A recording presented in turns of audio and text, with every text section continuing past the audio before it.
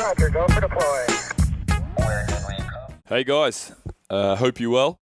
So today, what we have for you guys, we have our first UFC star on the show. So we talked to Robert Whittaker up in Sydney, and it was a great chat. So if you don't know Rob, you're not a UFC fan. So Rob is a New Zealand-born Australian fighter. Basically, his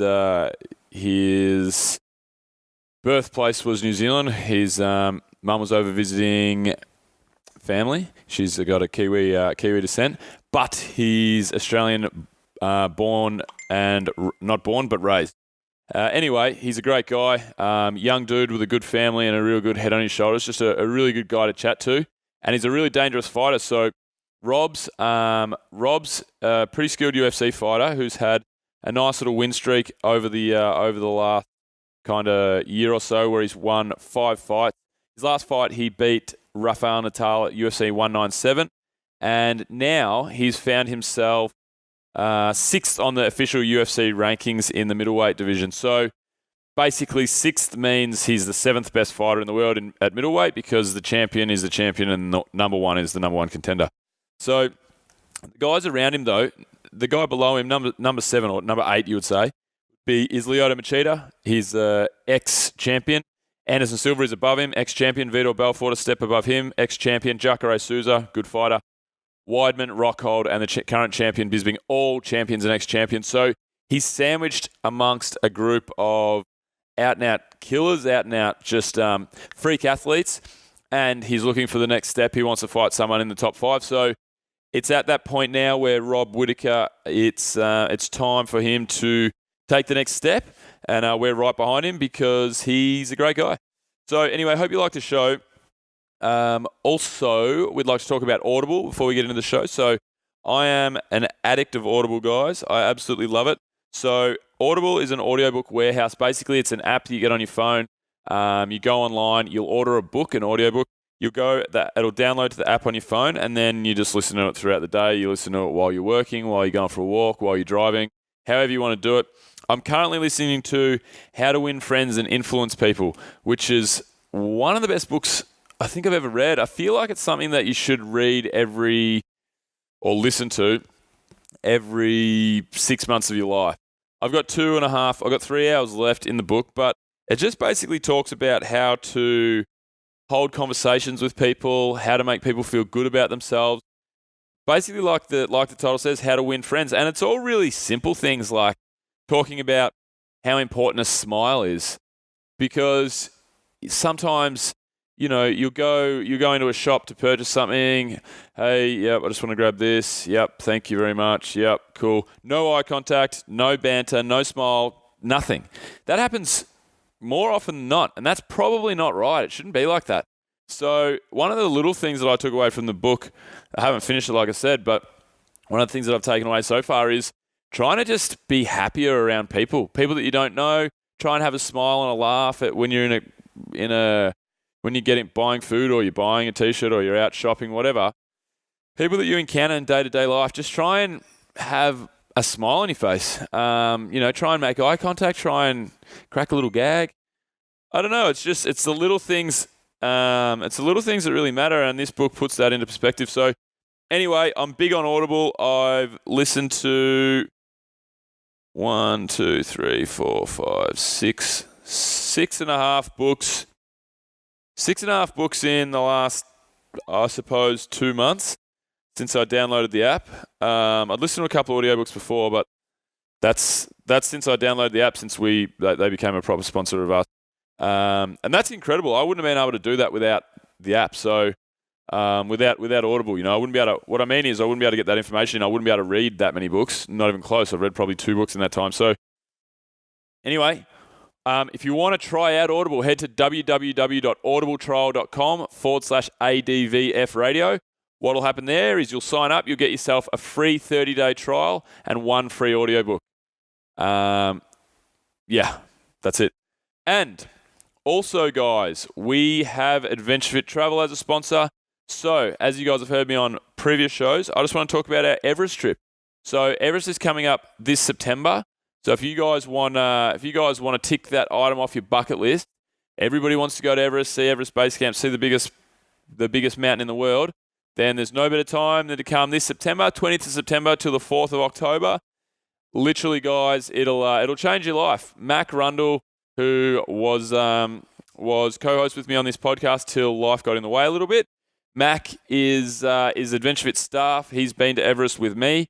He will be leading the trip with our team in Nepal. And Mac, literally, he said, for me, it was a great trip. I've been twice. For Mac, he said it was life-changing. It just put things into perspective.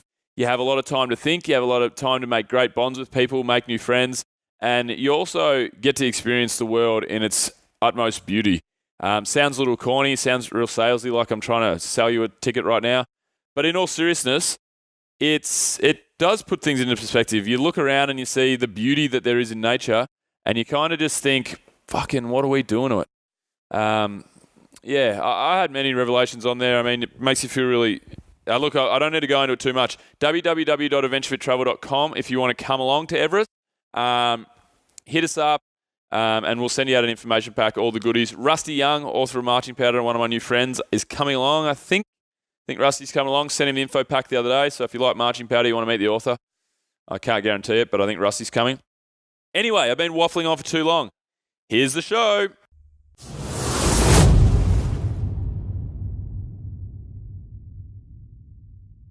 Alrighty, guys. So, welcome back to Adventure Fit Radio. Sitting here with Rob Whittaker, an MMA superstar, UFC fighter.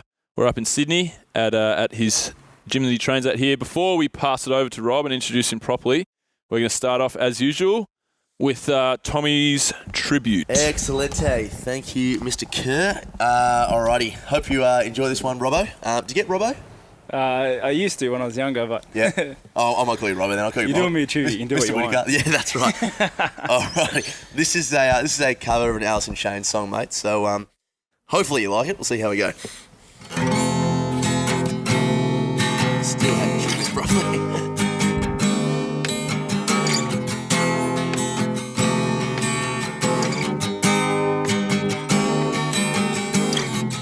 Ain't found a way to kill him yet. Your eyes burn with sting and sweat. Seems like he'll get you down somehow. Ooh. Here we go. Wife and kids and a household pet. He doesn't give a shit, he'll fuck you up in one hit. Robert's left hook is faster than the speed of light. Ooh, yeah. Yeah, they call this man the Reaper. Oh, yeah. The fucking Reaper. Yeah, my nickname's the Creeper. Yeah. Ooh, Robert is an intimidating man. No. I might have to do this show in a van if he doesn't like this fucking song. Yeah, enjoy the show, Whittaker. Please don't hurt me. Welcome aboard, mate. That was a long one. Yeah, super long. I liked it, though. That was the most uncomfortable thing that has ever happened. Everyone looks away. It's hilarious. Where am I supposed to stare? Like, Yeah, I know. there's a bloke singing to me. Rob just had his head down, shaking his head. I didn't know what to do with my hands. Like, I'm sitting. It's so awkward. You should have taken him out of your pants for number one. Yeah, that's right. I just have him out in the open like this. Yeah. I don't know what to do with my hands. Oh, God. It was great, though. that I was appreciate good. it. Good I stuff. appreciate it. Beautiful. Hey, welcome to the show, Rob. Welcome to the show. Thank you very much for having me. Yeah. Why don't you tell us a little bit about your background? So we did some research. The New Zealand flag, Kiwi flag, comes up on your fighter profile on the UFC.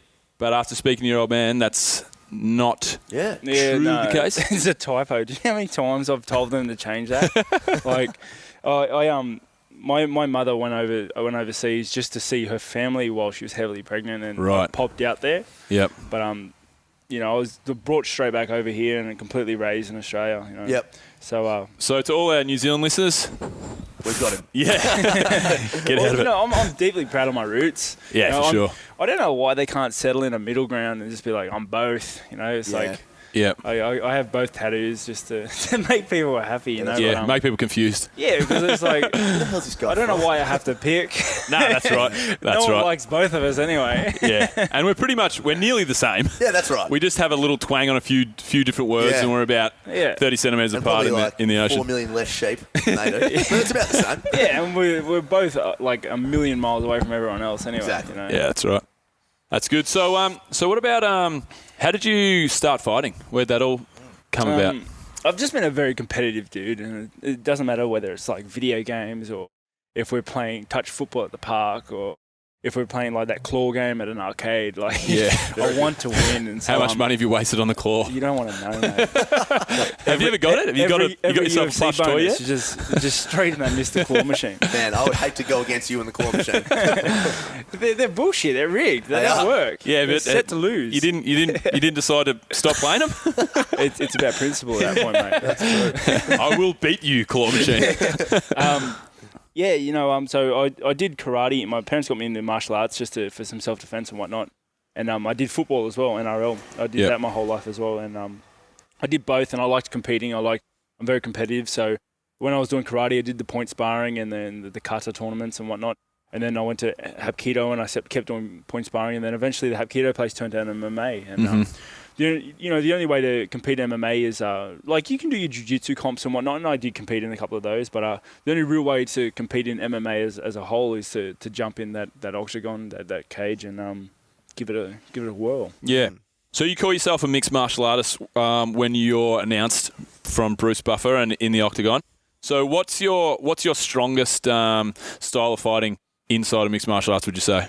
Probably just whacking people. Yeah, I gathered that from the way your fights go. Yeah, it's a bit of an unorthodox type of route I take. My favourite punch is the one that lands. It's kind of a flurry when you get out there anyway. So yeah, for sure. So let's go straight into that. That's the kind of I was going to touch on a little bit later. But is that part of your game plan to come in and be so aggressive, such a flurry, such a frenzied fighter? Because that's what, from the outside looking in, you've got a nice technique with your striking, but you put a lot of pressure on. Yeah, well, is that way? Yeah, 100%.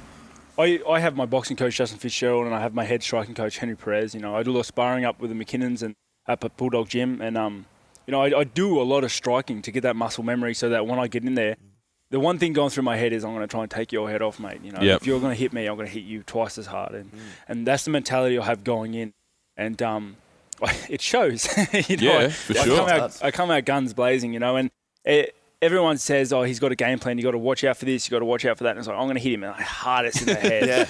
And if he can still formulate his game plan after that, then props to you. But I guess that's just how I approach fighting.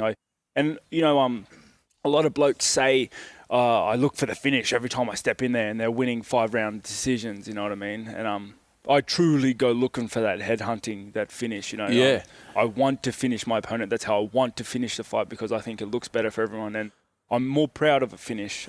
Whether I get it or not is a different story. Yeah. But I go looking. So you're saying that some people sort of fight to win on the point system as opposed to... Yeah, and that's not a wrong thing. They're still winning. Winning's winning. But I see a lot of these. I see a lot of blokes in the UFC and whatnot. They're like, every interview, they're like, I'm going to finish him. I'm going to knock him out. He's got 22 decision fights. Yeah, for sure. It's like had a street fight and won a decision somehow. It's pretty much, it's like kind of like George St. Pierre, as amazing as he is, towards the end of his, now he's obviously coming out of retirement, but towards the end of his run, he got criticised for being, so he could beat anyone, no matter who they were. He could figure out a game plan to beat them with his wrestling and with his takedown defense and with his striking, but he wasn't really finishing fights. You kind of look like a guy to me you look like a guy that would go out and would be just as happy with a fight of the night in a loss than a win. Do you go out to put on good fights? 100%. That's my main objective, is to put on a good fight, because my motive isn't really. I've never really thought of climbing ranks. I've never thought of climbing ladders. I want to be the best fighter in the world, and to be the best fighter, you need to put on good fights. You need to perform your best every time you step in there, and I just go in there and give my best. I just picture my family, my friends watching me on the sideline, and I cringe to think of them sitting on the couch being like, oh man, he's such a bitch. Yeah, Yeah, that's right. I spent 6 minutes on his back. You want him? My own son is a bitch. You want him going? No, don't. Oh yeah, no, yeah. I kid you not. It has gone through my head so many times in the actual cage, thinking my dad's thinking I'm a bitch right now. There you go. Yeah. And your dad's a big lad, so I wouldn't want to get in his bad side. No, I got him courage. Mate. He's in the back. Jack, listen to the show, I think. There he is.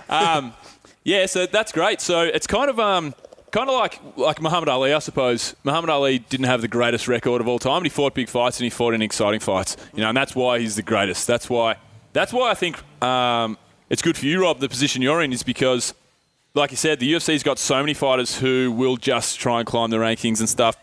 But, rankings aside, you're going to get big fights. You're going to get jumped into big fights if you keep getting fight of the night bonuses, you keep knocking people out, you keep... Even you get finished yourself. Like I watched the Wonderboy Thompson fight, which you started off really well. Would you agree?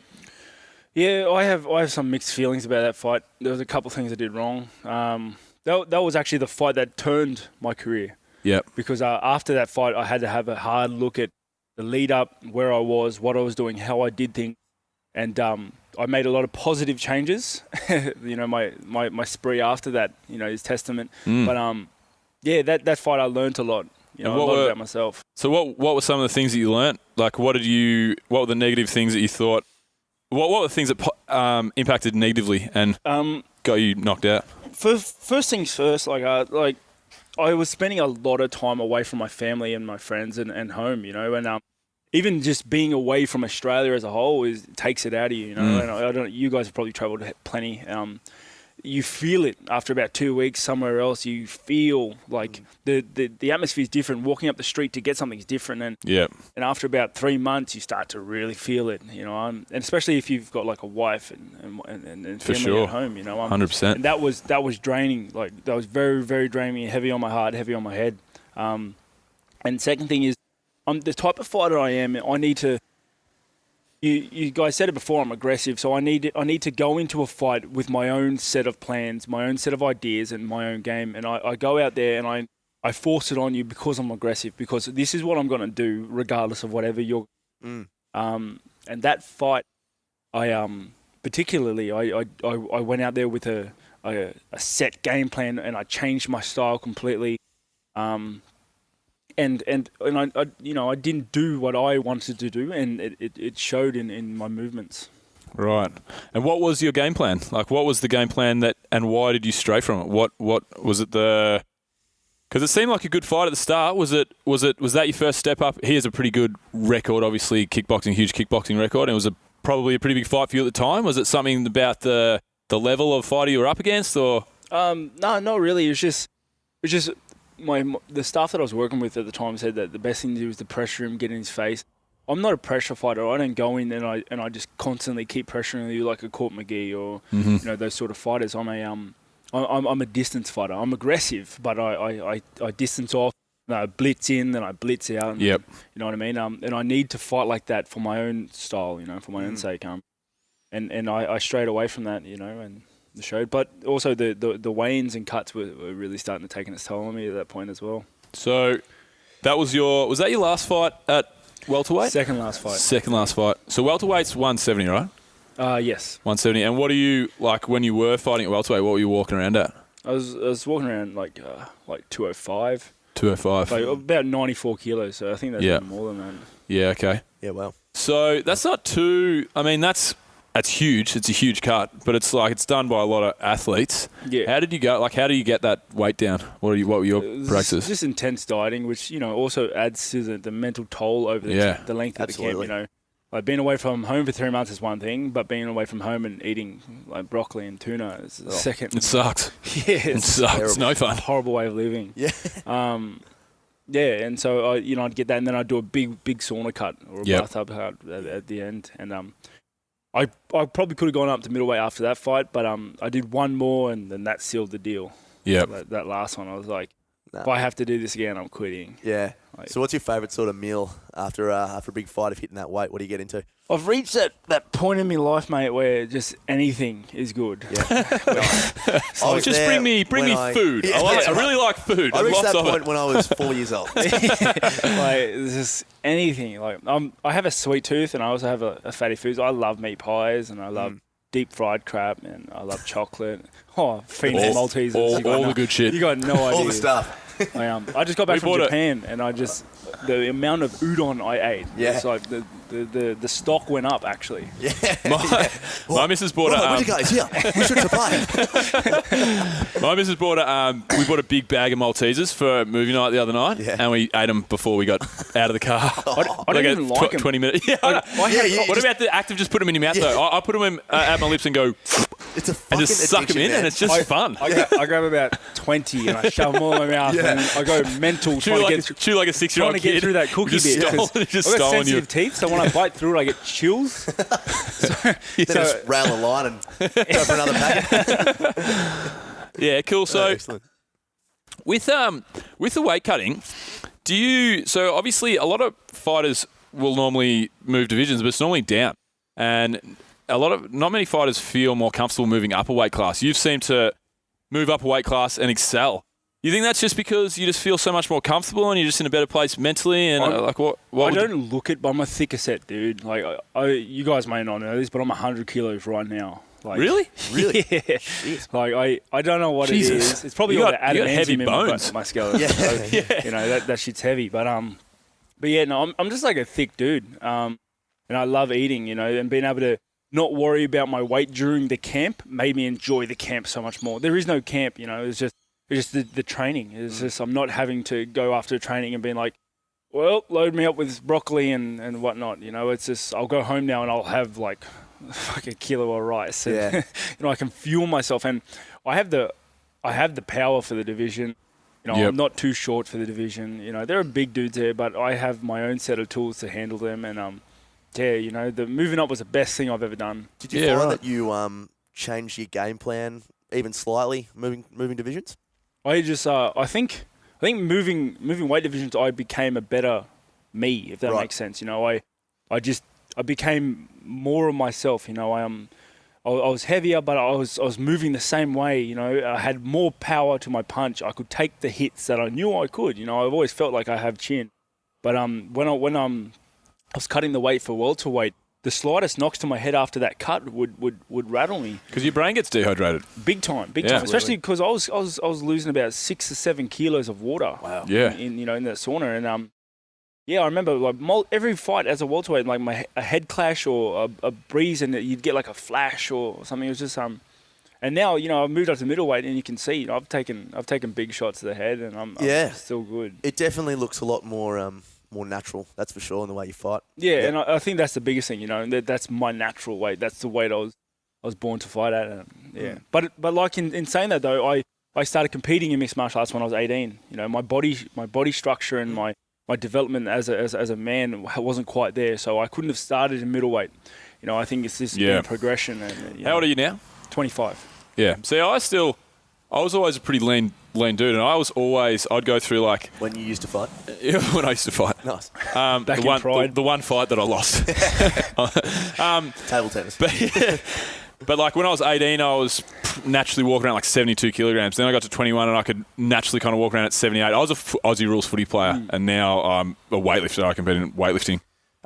But basically then it would be a couple more years and I would be naturally kind of like 81, 82. Now I'm 85, 87. Just like you say, growing and maturing as a man. You just end up and your muscles holding get more weight. denser Yeah, that's right. And you can't, for you, I imagine it's just was never going to be a long-term thing staying in the welterweight division. Yeah, I suppose. We always knew I'd have to go up. It was just a matter of when, too early and I'll get bashed, too late and I'll die. Too late and I'll be 105. I'll be in the grave. No time to move up. That's right. But do you think there was a fighter in Japan, was it, that died with the weight cut? I think, and one of the organisations over there, and I haven't looked too far into it, but there was talks of doing consistent testing of the weight during your fight camp. So you check in and you'd have to weigh in, and then you basically get assigned your category to stop all this crazy weight cutting. Like Conor McGregor, for example, everyone sees the photos of Conor McGregor. That last Jose Aldo fight when he's on Jose Aldo when he's on the stage, he looks like a fucking skeleton. Yeah, it just looks unhealthy. People seeing the sport, they'll look at it and go, "What the fuck's going on here?" Yeah. But somebody might hurt themselves. Do you think that's that weight categories that you're kind of assigned to your walk around weight? Do you reckon that's where the sport's going to go, or? That's hard to say. I think this weight cutting business and is super important for the sport because like I said, I'm a naturally heavy set dude. And if I have to go fight other 100 kilo dudes, I quit. You know what I mean? Like, they're big dudes, man. For sure. I'm scared. I'm scared of men that are much smaller than 100 kilos. I think the banning of the drip, and I think the USADA testing of all the tests and the steroids and whatnot. I think that is great, and I think they should do more of it. I think a USADA office man or tester should live with an athlete. Just keep his eye on him. Because that in itself is important because. When a fighter cuts weight, he's putting himself at a disadvantage as well. The amount of weight he cuts, as I mentioned earlier, when I was a welterweight, I found it. I was getting rocked a lot more. The water depletion was just too much.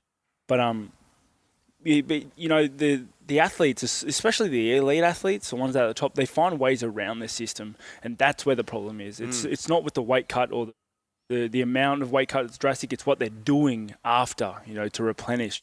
Because the opponent might not be, and that's when the disadvantage starts. Yeah, you got a weight category that the day after the weigh-in, when you actually fight, there's a guy that's 7 kilos heavier than the other guy, basically.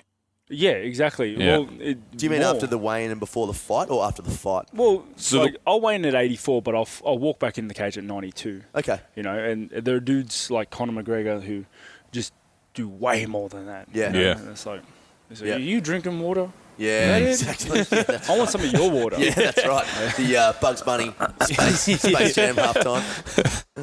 Yeah, cool. So, with your training, Rob. So let's go into training a little bit. So, we're at your gym now. We do most of your striking. What's a week look like for you? How much striking? How much jiu-jitsu? How much rehabilitation? I try to keep my striking, jiu-jitsu and wrestling even because, the day I start favoriting one is the day I lose to the other. So I try to keep them even, Monday, Wednesday, Friday, I'm doing jiu-jitsu, wrestling at Smeaton Grange, Gracie Jiu-Jitsu, Smeaton Grange, and I'm also I'm working with my head coach Henry and Justin Fitzgerald down at PMA and in Strand Strong Boxing, I'm doing a lot of work there. And then Tuesday, Thursday, I'm doing more jiu-jitsu at Alexandria. Gracie Jiu-Jitsu there with Alex Prates. He's my head coach. You've seen him in the corner. Mm-hmm. He's my head jiu-jitsu coach. And then, I've got a lot of strength and conditioning as well. On the Tuesday, Thursday, I do a lot of movement type-based strength and conditioning with Justin Lang. Live Athletic, that's closer to home. That's down the Shire way. So what does that look like? Movement-based it's like conditioning. It's a lot like gymnastic strength. Okay. There's a lot of flexibility, a lot of range of motion type exercises, and a lot of like body weight, core control sort of stuff. Yep. And I've been loving it. Yeah. I feel more supple. I feel like I can move better. I feel less restricted. Probably helps you on the ground, I suppose, knowing where your body is, where you're strong, having that. Proprioception would be the right word? Yeah, I'm sure it does, but I feel it most when I'm moving, standing. Right. Because just my movements come easier. I'm more fluent. I'm more, I'm not restricting myself. Yeah. It's just, I can get my legs up higher. My arms feel faster. My arms feel lighter. It's just a lot better. Yeah, cool. So how much, when you say strength and conditioning as well, how much strength training goes into your week? Like, do you do a lot of training to actually get stronger legs, get stronger through the core? Like, how does that work? I don't do any weights. Yeah. The thing is, because I wrestle and grapple so much, there's no real need for me to do that. I get my strength from wrestling. I'm lifting dudes and wrestling dudes and putting my strength against theirs constantly. So I have that taught muscle systems and whatnot. But I don't do a lot of that strength piece. When I'm in with my strength conditioning, we do chin-ups and we do dips and we're doing a lot of body weight exercises and we do weighted dips and weighted chin-ups and whatnot. But no loaded barbells and big squats and pulls and stuff. Yeah, I don't really do any of that stuff. There's no need. I do that much training that my muscle systems are just fine. I want to know about like a training cycle. Like, so for Australian rules football, for example, as Bill touched on before, you have in season, you have a pre-season, a post-season. Is yours solely based around the next upcoming fight? So you'll have a fight and then you may have like a week or two off. You can call that sort of post-season or something where you can sort of just tend to relax a little bit. And then you'll have your next fight scheduled and then you start training towards that? Or what does it look like? The goal for me is to try and just I have a routine, I have a schedule with my training, and I'm gonna hit that schedule day in, day out, always. That's the plan, And then a fighter, Joe Silva will contact me for a fight. I'll probably accept it, and then my coaches and that make the adjustments to the session to suit the fighter that I'm my opposition. And that's their job. That's their thing. My goal and my job is just go to the sessions, follow the schedule, and that's it. 24/7. After a fight, I may have 2 weeks off or 3 weeks off, and then straight back onto that schedule. So just that I'm always moving forward, and I'm always growing, I'm always training. Yeah, so I guess it's good. You really have to just enjoy the process then, don't you? Because you never know when the next fight's going to be. So you, like you said before, you're training every day. You've got to absolutely love that. Yeah, you do, I guess. Some people froth on training. I like fighting. I love fighting, and I like having every tool at my disposal to fight. I like learning these new dangerous things that could take a dude's head off. And I'm like, I'm going to use this one. Yeah. Look, if we ever need the bodyguard, we had Bill before and he was useless. We've been robbed 7 times in the last 3 months and beat up 9. And one was him. Yeah, that's right. Yeah, cool. So when you say, so you're a purple belt in jiu-jitsu? Yeah. But you say you put all your strengths, you put all your categories evenly in how much time you put into your striking, whatever. Totally, yeah. So you're confident you can become the best in the world without a black belt in jiu-jitsu? How far away is a black belt in jiu-jitsu? Like, how's the process there as well? Because that's probably... Yeah, it's hard to say. I'll never be best in the world at jiu-jitsu. That's not what I do. What I do is MMA. And my opponent in the last fight had a black belt in jiu-jitsu and didn't work out so much for him. Nice. Brazilian what? Yeah, that's right. Brazilian is fit. Yeah. So, it's MMA's a different thing, But my goal is to try and get better at jiu-jitsu, and I want to get that black belt, eventually. But I'm an MMA fighter, So I'm gonna develop. The focus. Yeah, exactly. The focus is fighting, and if I'm not strong at one aspect, I'll try and strengthen another aspect to make up for it. Yeah, for sure. So, with your fighting style, getting in and being quite aggressive, and how do you, in the lead up to a fight, or I'm talking lead up as in minutes before and in the room and in the walkout, how do you get yourself mentally prepared to go into the octagon and slug it out with one of the world's best strikers, grapple with one of the world's best grapplers? Like, how do you prepare yourself? That's a tough thing because every fighter is different. The emotional toil it takes, in that back room and fight week itself, the whole week, is the amount of stress and pressure is unreal. For sure. It's hard to say, months and weeks and weeks and weeks of training leading up to this one moment. Your coaches look as nervous as you do, and there's other guy who's been doing the exact same as you to try and stop you. And it's, it gets pretty, sounds easy. gets full on. Yeah. But I don't know. I just think this bloke is trying to take something from me. He's trying to prevent me from moving forward. He's trying to prevent me from taking my family up with me, and he's trying to get in my way, and that makes me real mad. I don't like people getting in my way, and he's actively trying to stop me, and then that pumps me up to try and take this guy's head off. Do you find that when you're up against an opponent that, I don't know, you may have formulated in your head that's maybe slightly better than you or whatever, but you were saying before how you go into a fight with a game plan. Do you ever have a situation in a fight where maybe that fight or flight response will kick in and you'll start to, hinder off that game plan because you kind of have that subconscious fear for your safety? Does that ever come into it at all? No, my game plan is to hit him in the head. Nice. And and it's like, and if the game plan's not working, I try harder at it. Yeah. I don't know. It's hard to say. I can honestly never say I've ever broken in the cage where I've been like, well, this sucks. Have you seen your opponents break? Yeah, 100%. Yeah. I can feel it. I get a sense for it. I can smell it almost.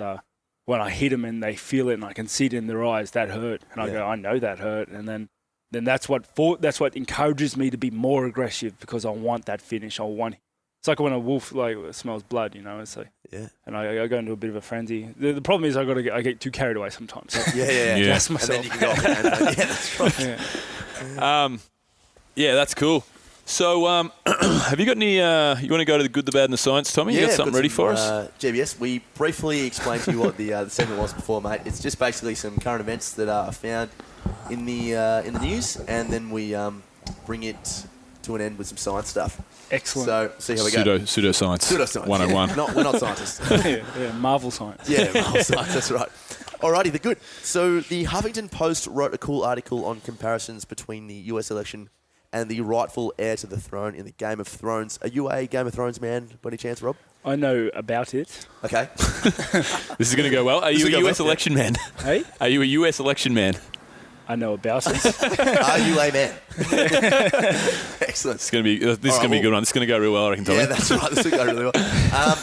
All right. Well, they've superimposed presidential candidates' bodies onto beloved Game of Thrones characters. Okay, so see how you go, mate. Considering you know about it, we've got Daenerys Targaryen. Who do you reckon she was? Well, we'll throw this one to Bill. Who do you reckon she was? Yeah. So what presidential Hillary candidate Clinton. was in it? Bang! He's got it. Very good. Know about it. Come on, my ass. No, I do. I repost all the time. Oh, good man. I love fantasy stuff, but yeah. All right. Well, we've don't got like the series though. We've got Joffrey Baratheon. Who do you reckon? Donald Trump. Bang. 100%. Donald Trump. Yeah. Yep. Everyone hates him. Everyone takes on. Yeah. And the last one is we've got. This will be hard. We've got Ted Cruz. Who do you reckon he was? Which character is he? Yeah. Mate, I'll let you take that one. Season 1? Ned Stark. Him. Yeah. Got his head cut off early. His head cut off. No This is chance. your last opponent, mate. You It's not might the do US well election. here, mate. Because he's never in the picture anymore. Oh, that's good. I like it. That works well. Is that who it was? No. It was Ramsay Bolton. Ramsay Bolton. I don't even know who that is. Right. We'll move on. I watched season up to season 2 of Game of Thrones. Okay. Yeah. How come he stopped? Because all my favourite characters died. Who's still in season 2? Mate, wait till... If you had to watch season 3, you would have been even more heartbroken. Mate, if you were up to It's fucking horrendous. The latest episode, I lost my shit. It was insane. The last episode was good, though. I've ever had my whole life. And I've had a girlfriend. All right, hey, we're going to skip straight to the science because I've been pumped to speak about this one for a while. So the article is titled, "Something Absolutely Gigantic Appears to be Whistling in the Caribbean Sea." Scientists love a good mystery, and the oceans of the world, being massive, deep, dark, and inherently enigmatic places, are literally full of them. The latest conundrum comes courtesy of the Caribbean Sea, where a very low-pitched sound, one well beyond the hearing range of humans, can be heard. In fact, something down there is so huge and mobile that it's generating waves in Earth's gravitational field. So, if we have a look at the nitty-gritties of this, the area of the sea covers just under 3 million square kilometres, super, super deep as well. And scientists have detected a sound, and they describe the sound as a whistle. And it's actually not the first time it's happened either. So there was a sound called the famous bloop in 1997. There was a super low frequency that emerged from the south point of the Pacific Ocean. So lads, if there was evidence of a sea monster thriving at the bottom of the sea, do you think that this is it? You think it's the Kraken? I reckon it's the Kraken. Kraken. Actually, some people think that the Megalodon is still around. You know what a Megalodon is? Yeah. Yeah, they still reckon that's around. The Just shark this of all massive- sharks. Yeah, shark of all sharks. How would it survive the pressure being that deep? Mate, look, I don't know. Well summed up. Yeah, that's right. That's right. And my thing as well is, sharks they're pretty close to the top of the sea, and they have fins, and they sort of need air every now and then. They've found suction cups of an octopus that they say would have been as big as like what you would say the Kraken is, like a 100-foot octopus. Yeah, but that's what I mean. Giant octopus isn't like a myth or no, that's what I mean. Like it's real. There are giant octopus and squid out there right now. Yeah. Massive. Yeah. There was massive. There was like a 60-foot. So they measure the giant squid from tentacle to head or whatever, and they found a 60-foot span giant octopus. Yeah, that's not bad. They're massive. Yeah. Like those things. So those things are already big. But Yeah. And do you know the theory behind this stuff as well is, so the giant octopus eats smaller octopus that are at the top. They swim down to about 700 meters. The giant octopus eat those. It could be, it could be the chicken or the egg. Like there could be something eating the giant octopus. Fucking big. That's very creepy, very interesting, very Pirates of the Caribbean. It is very Pirates of the Caribbean. We'll move on. Good job. Yeah, cool. So what about how do you, as a fighter, Rob? How do you financially? How do you get by? You got sponsors. I know the UFC's Reebok deal. Let's start with what do you think of the Reebok deal? The UFC Reebok deal. You happy with it? Is it because there's a lot of people that aren't happy with it? It's hard to say. I got no comment on that. Really, it is what it is, and I have no say in the matter. It'd be easy to get sponsors without it. Yeah. But like I said, I like Reebok as a brand. I just wish they didn't control my life. It's not bad for Reebok. Yeah. It's no fault on their half for trying to do something that benefits the Reebok brand, which is the UFC looks a lot more professional now. Yeah, looks like a 100%. professional sports league. You don't have the stickers all over the shorts, so on and so forth. But I mean, the UFC if you look at other large sporting codes and other, boxing, for example, the fighters don't get as much of the cut from what the UFC, Not at all. what the UFC makes. So obviously Reebok. Do you think that it's just a great deal, but it's just probably? I know it's gonna be hard for you to comment on, but it's probably just not. The percentage isn't there for the fighters. I think it would have been great if the UFC paid their athletes more. Yeah, that's right. That's the heart of the matter. Yeah. So how do you financially get by as a fighter with all these training camps? What does a training camp cost? It's hard to say. It varies. I have deals with my coaches and whatnot. I don't travel a lot anymore. I do all my training out of Australia, so I save a bit of money there. But that's pretty much it. I look for sponsors outside of fight week. I'm always looking for sponsors to help me get by into the next fight, to help me get the just support my family while I can just focus on what I need to do, and that's training and fighting, and I spread the money out that I win from fighting, and just live that way. Cool. So would you say by and large that for an up and coming fighter now in these days, it's like, is it you're getting by all right, or is it tough till you get into that? Because you're ranked 6 now, so you're in. I looked at the rankings the other day, and there's I think Vitor is one spot ahead or a spot behind. Silva. Anderson Silva is around the same, and then it's all the rest of the guys ahead of you basically are all, apart from Jacare, are all. All these guys have held belts. Basically, you're in the thick of it with the best of the best. So obviously, you keep winning fights. It's going to be good paydays. It's going to be really good. But for the average fighter, like, is it tough? Definitely. I think if you're breaking into the sport and you want to go 2 feet in to try and make something of this, you're going to be working and training at the same time. And you need to do that until you either have some sort of support or you find a way where you can just focus on fighting and get by. And even the first couple of years, it's going to be hard. But if you want it enough and you really have a good shot at it, you got to back yourself and you got to just go for it. Yeah, because it's tough with the UFC. I mean, if you're a young kid and you're athletically gifted, are you going to go? Say you're American. You're an American potential mixed martial artist. You're really physically gifted. and you're a good fighter, and you might be good at basketball or gridiron or whatever. I think the fact that, I think there's a problem there with the fact that the guys at the bottom of the heap aren't getting that good pay, because in the future, like as kids, you're not going to want to go, oh, all right, I can be a fighter and I can make Conor McGregor amount of money from Conor McGregor, or I can make, X amount compared to if I play one season in the NFL, I'm set for life.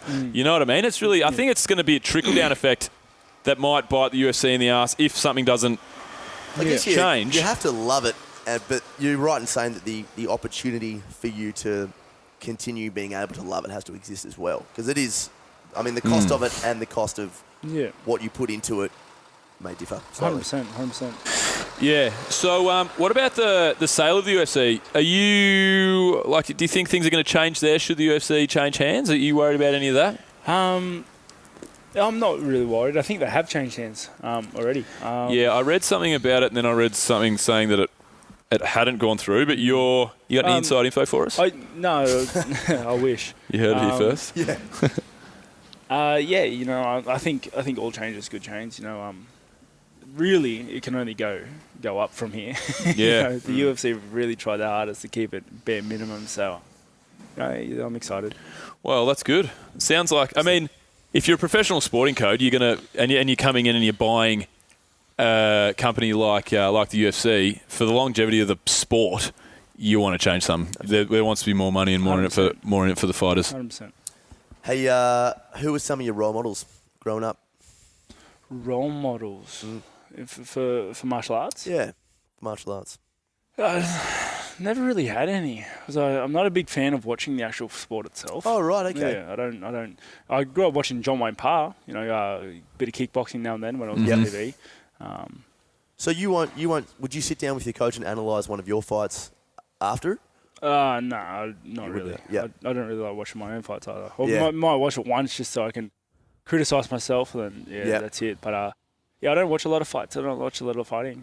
Yeah. Big in anime. There's actually a. Oh right. Okay. Yeah, that's right. Well, they're all my role models. What do you do? What do you do in your spare time then? What do you do? You said you're a gamer. I watched an interview and you were saying that you don't ever watch UFC. Yeah, not really, unless I have to. It's strange, isn't it? Yeah, in my spare time, I play a lot of video games, watch a lot of anime, read books. Yeah, cool. And play with Little Jack. Have you seen Spirited Away? Yeah. That's a good movie, eh?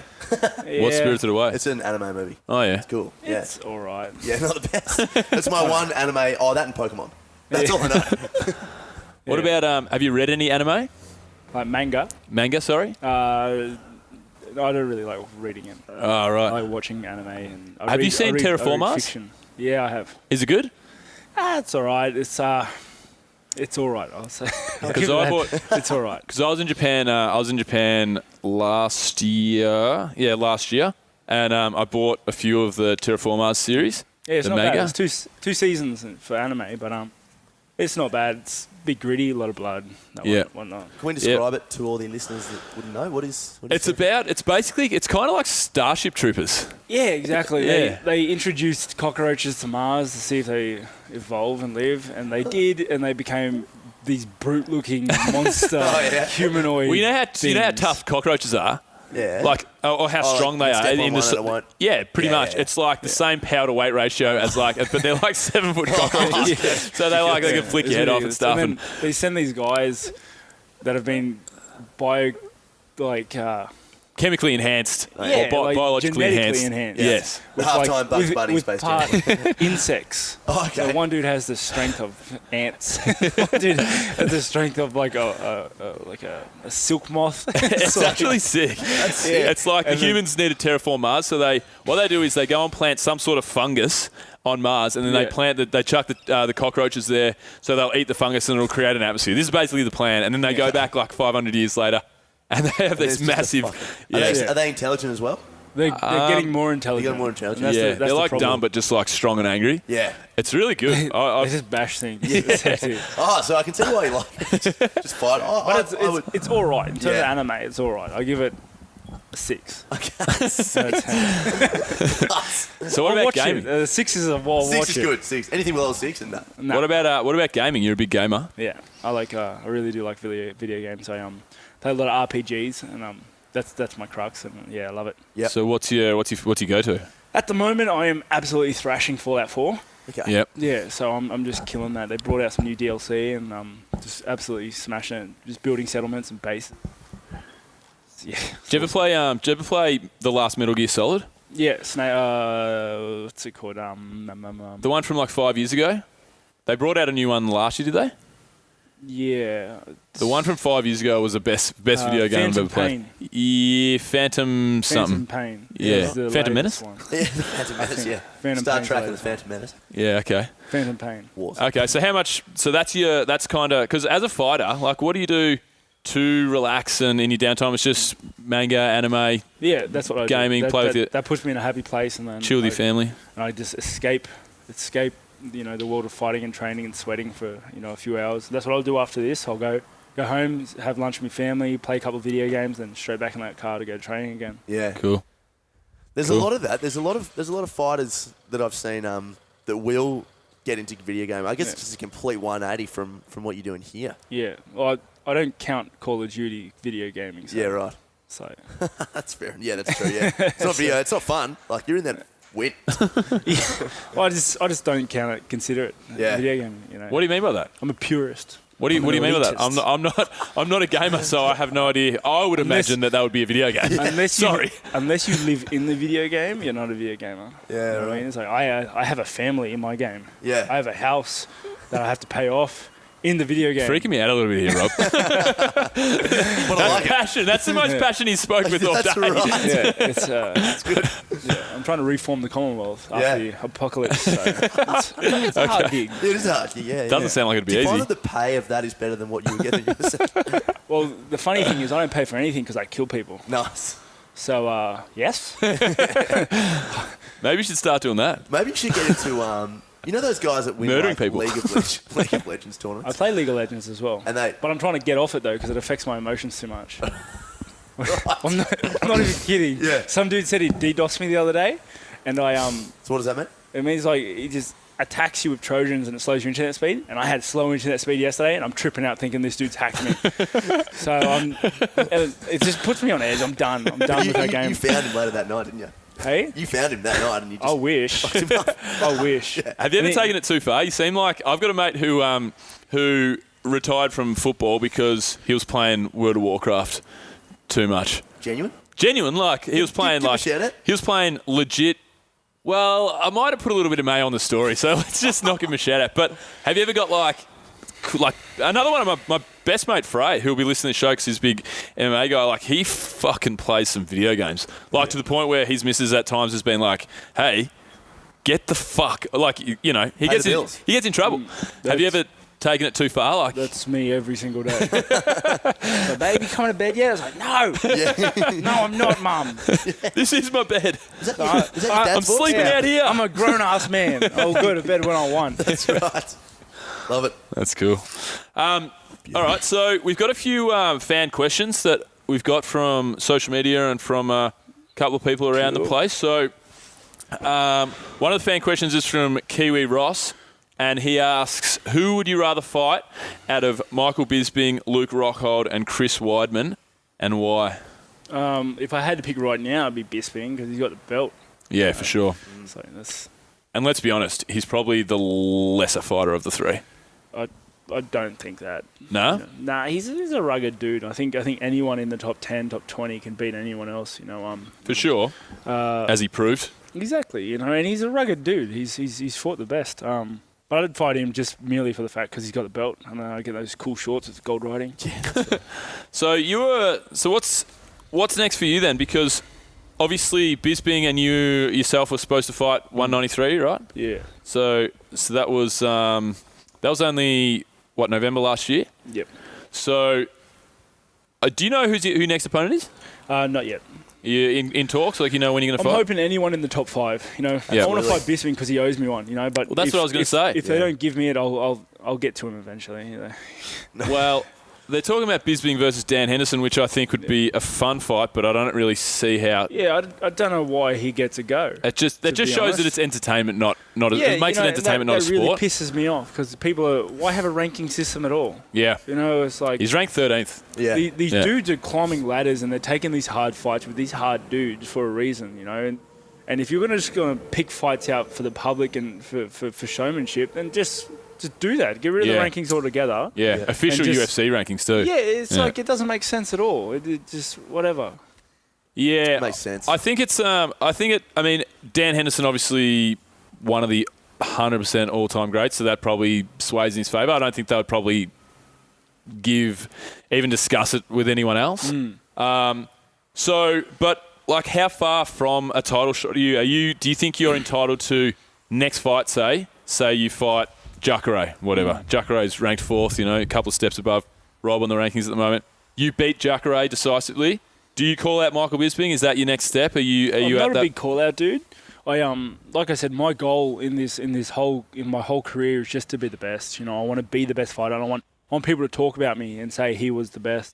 He's one of the best fighters ever. And to do that isn't to necessarily take that gold and work strategically on getting it. It's just beating everyone. It's beating these hard dudes. Jacare, Romero, Vitor, Anderson Silva. It's beating those dudes, And I figured that beating those dudes, I'll get my shot at the gold regardless, So. For sure. Having said that, like, how far off do you think you are?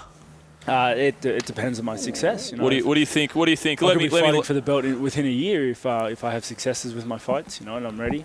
Realistically, if you have what you want, which is a fight inside the top 6, the top 6 is so stacked, especially with Vitor and Anderson Silva, who they're definitely past their prime, but they're massive names. So you get any of those guys and you take that scalp, it's going to really move you forward as well. So realistically, if you get 2 fights, 2 wins in this next, that's where you'll be at, right? That's where you'd be looking. Hey, how much weight does a call out actually carry over? How much does it influence their decision? I have no idea. No idea. Because it happens a lot, doesn't it? But from what I've seen, people will call out fights and then more often than not will result in that fight occurring. Sorry to cut you off. I think it just also creates discussion for the public. Yeah, 100%. It's just showmanship. Yeah. That's all it is. It's showmanship and entertainment value. I'm not a big call-out dude. I've never called out anyone. I don't really care. I just want to beat people up. Yeah. So, say you got...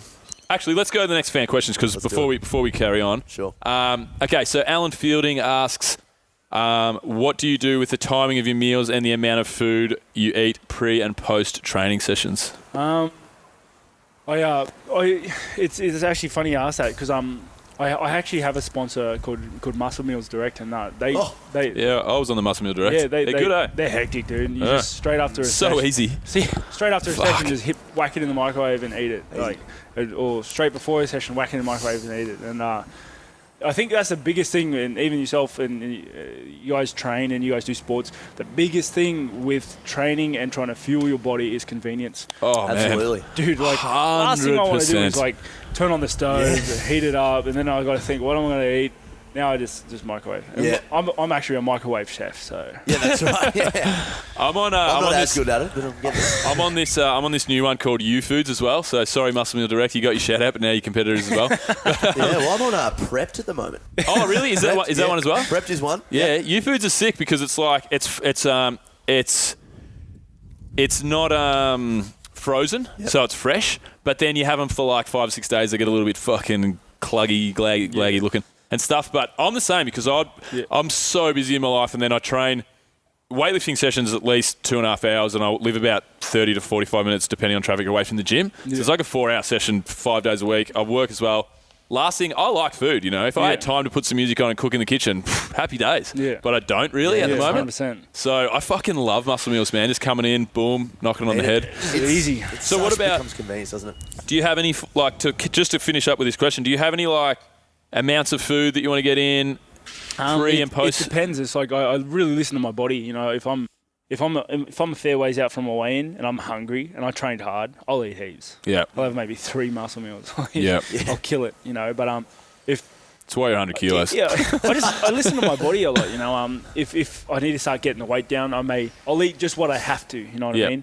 Like I'll eat so that I'm satisfied and then I'm full. And then closer to the fight, it's a little bit less. You know, I'm starting to restrict myself. You know, I'm starting to be disciplined and start holding off. And what about for energy right before a fight? Like, is there anything that you go to? Do you have any sort of energy drinks or any snacks that you get in before you're walking out of the cage? I just do what I was doing the week of. You know, I'll have my sweet potato. I'll have me salmon. I'll eat me food. You know, I'll have my coffees. Just another day. Yeah, cool. No worries. Okay, last fan question is from James Frey. That's my best mate. I was the best man at his wedding. Guy I mentioned before, who's a big gamer as well. So, who do you think is your biggest win? And if you don't say the KO win over Tavares, why? That's what his question was. But my biggest win is always my latest one to me. You know, it's my latest testament of my abilities and skill and hard work, and that's the reason why it is my biggest win to date. You know, I've never thought of any other fighter as a better win over any other fighter because I could have lost that fight just as easily. You know, so that's why. The Natal win? Yeah, Natal win. Well, and then the next fight, that'll be my biggest fight. Yes. You know, moving forward. Yeah, so you're basically just as good as your last fight. You know you're in form, and that's the most important thing. That's how it works always. You know? Yeah, I think it's a really practical approach. All the fans say that. It's just you're only as good as your last fight. So. Yep, beautiful. Before we kind of wrap things up, get to six for six, some quick rapid-fire questions. What's next for Rob Whittaker? When do you want to fight? Just training hard and then fight in November, hopefully here in Australia. That'll be beautiful. Sick. And yeah. Fuck yeah. Make sure it's in Melbourne. Get him to host it in Melbourne. And give us some tickets. I want it in Sydney. But have they had a show in Sydney? Bisping Rockhold fight, the first one. Yeah, that's right. Okay. That was hectic. Yeah. That's sick. I stayed at a hotel even though I lived about 20 minutes away. It's mad. That's quality. That's awesome. I was telling your dad earlier that I missed the Melbourne card by one day because I was in Nepal with on a trip. I was fucking shattered because all my mates are like crazy MMA fans. It's crap anyway. What, the Melbourne fight? I only saw the Holy Home kick Ronda Rousey's head off. Yeah, the whole card was stacked. Yeah, it was sick. But it was crap. It was all crap. Well, the problem is for me now with Melbourne, they're not going to have a card that big in Melbourne for a long time. That was like big splash. I think the arena was too big, but yeah. Did they sell it out? Eddie had? I think they came through. I think they came up to like 55 or 57,000. That's not bad. Okay. Yeah, but it was. That's a fucking few people. To what the MGM holds, which is 10, 15. Oh, okay. Yep. Well, most UFC fights, usually you have about 10. Yeah. Yeah. All right. So, what's your dream? What's your goal at the end of the day for yourself, for your career, for your family? My dream is my family. You know, I'm living the dream as we speak. I enjoy going to work. I enjoy going to training. And because of my lifestyle, I get to spend heaps of time at home. I get to spend heaps of time with my family. I see little Jack and Sophia every single day. You know, I have lunch with them every single day. And that in itself is amazing. You know, that's awesome, man. This is the dream. You know, I play my video games. I have time to relax. I get a nap every day. You know. Ooh, that's good. It's like, I want that. That is quality. This is the dream. You know, I travel the world for work. I'm becoming a UFC fighter, I think. Yeah, my work's appreciated. You know, I have fans. I have people that truly appreciate what I do and respect my ability to do it. How many office workers and tradies go, you know, 10,000 people like what I did. Screaming your name. Look at that conduit. 10,000 people like that conduit. I used to do roofing, man, and I've had some I'm a good roofer. I've had some fans. Hey, man, I saw that fucking roof the other day. That's a sick fucking roof. I was roofing it. Eddie had, and like 50,000 people said, good job. Pretty sure they were screaming my name. It sounded like Rob for some reason, but I'm pretty sure they were saying Boo. They'll definitely say Bill. Were you saying Boo words? I used to be a fencer, and I made this really nice fence in Kew, which is a suburb down in Melbourne. And the one time, it was all finished. It was really nice to go. And the only gratitude I got was just some person walking by and just going, yeah. I'm like, thanks, man. That's a fence. That's not a bad fence. That is a fence. Yeah. That's the fence I've ever seen one. That's a good fence. That's a nice fence. Yeah. Didn't say it was a good fence. I'm living the dream. You know, if I can go up in the ranks and I can earn more money and I can earn that UFC gold, you know, just because of the paycheck that comes with it. Yeah.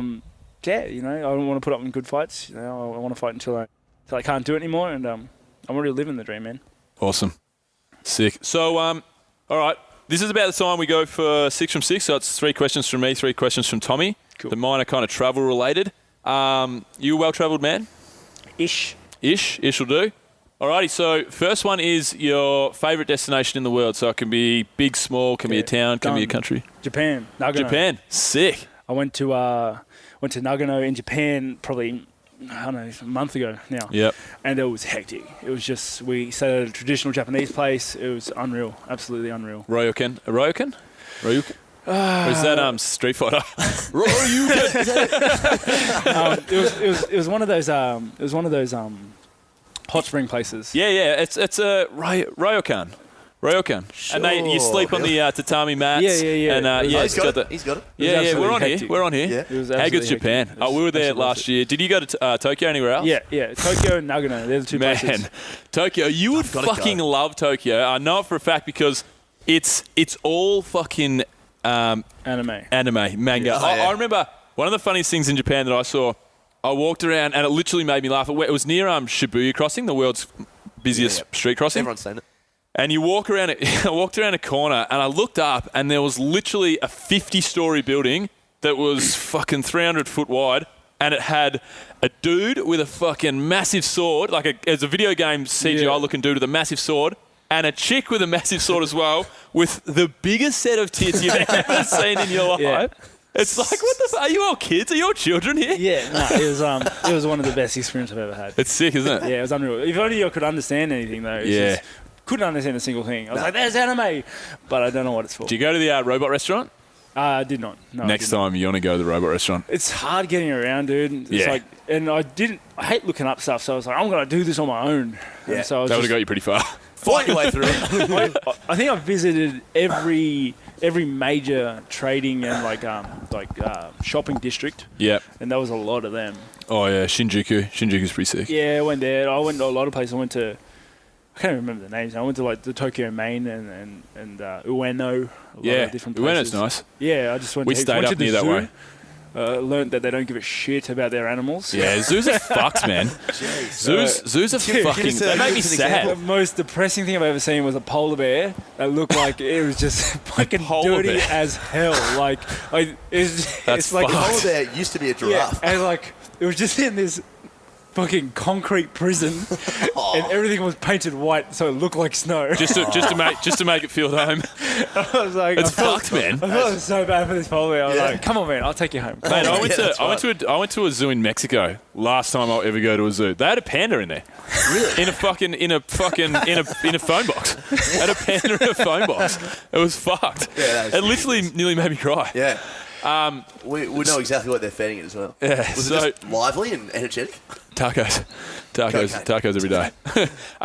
So my second question is the same, similar vibe.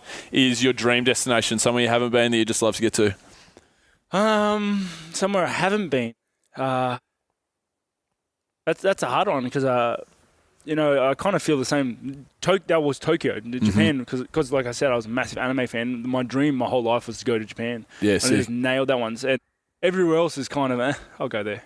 Yeah, cool. But I do, I'd like to travel. I'll just go Europe, all of Europe. I'd like to do that. I haven't done it. I'd like to see the Greek islands. I'd like to see Italy and every other Europe place. And the west of Europe. Yeah. So, Africa, the Tiwi Islands, parts of Texas. Fiji. I love all of it. Yeah. Europe's great. All right, let's move away from geography. Yeah. Run. No, just joking. And the last question is 3 things to keep you sane on a desert island, and this is not people, and it's not necessity to keep you alive. It's not water and toothbrush and stuff. Something to keep you entertained while you're on a desert island. Probably my family. Mm-hmm. Said you can't have people, but he's a fighter, so I'm going to let him go with that. Fuck. I said you couldn't do that, but you can do whatever you want. I'm taking them. You can't stop me. We'll let you. I take probably me computer with all my games with it. Mm-hmm. That's it. Sweet. I'll save the other one too. The other two I'll just pocket. For when I'm getting fucking. For when you're already on the island, you can't get it. Oh, I've just got this one in the back. Yeah, yeah, I've got these. I haven't used them yet. And the boat's gone. Yeah, that's right. Yeah. If you give my computer, I'm fucking pretty set, dude. Yeah, It's sweet. like, the world is my internet. Yeah, Like, that's it's good. my oyster at that point. The world is my internet. That's going to be the quote. I reckon that's going to be the quote. Makes no sense, but it's going to be the The quote. world is my internet. No, that's good. Alrighty. Now, one of my questions was the biggest role model growing up, but we already touched on that. So we'll go to number 2, which we also touched on as well, which was spare thing in the spare time. We've already done it. I'm going to leave. Let's hit the final question up. It's 3 people dead or alive. If there were 3 people dead or alive that you could invite to dinner, besides your family, who would they be and why? Or your family if you want to Or bring your them. family. You can do whatever you want. In fact, it's at your family's house. Everyone's there. Yeah. So your family already there. Do they go away straight after dinner? Well, yeah, I guess Yeah, it's you can just... fuck them off too. Okay. I mean, Probably Hitler. okay. Yeah. To pick his brain. Fuck, I'd be like- fuck him off I'd be like- quickly. Why, dude? Yeah. Well, Have you not- seen yourself? Like, fucking, you know what you did, man? Yeah. Like, fucking, why? I think Why I'd- don't you just You know shave? what? Is that the second or third time we've had Hitler in We've 30 had shows? Hitler 3 times. We've had Hitler Yeah, 3 'cause times in why? 30 shows. Yeah. Yeah, for all the same reason. Yep.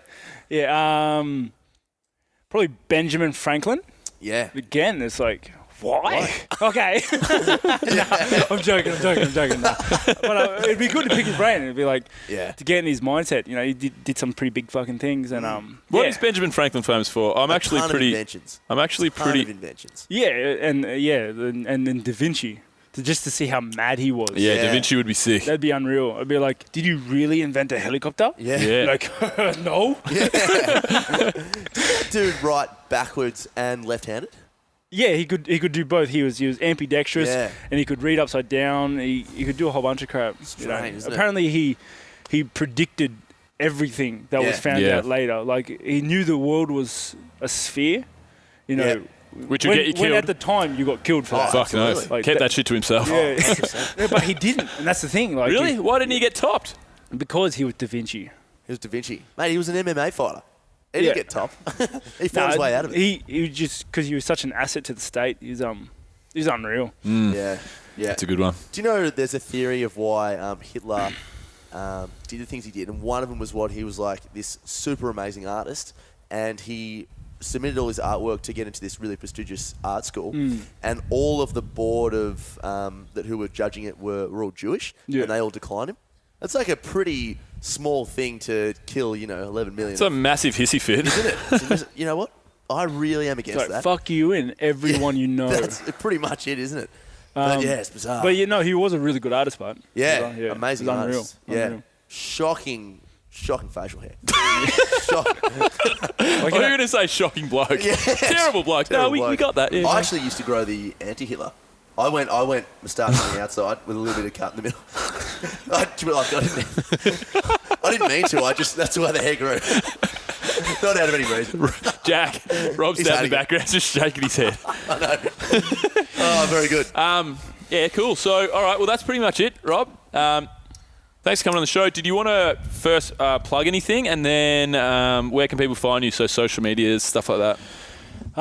Yeah, if you want to come on social media and keep up to date with what I'm doing, it's RJ Whittaker 1990. That's me. That's my Twitter handle, and you can find me on Facebook.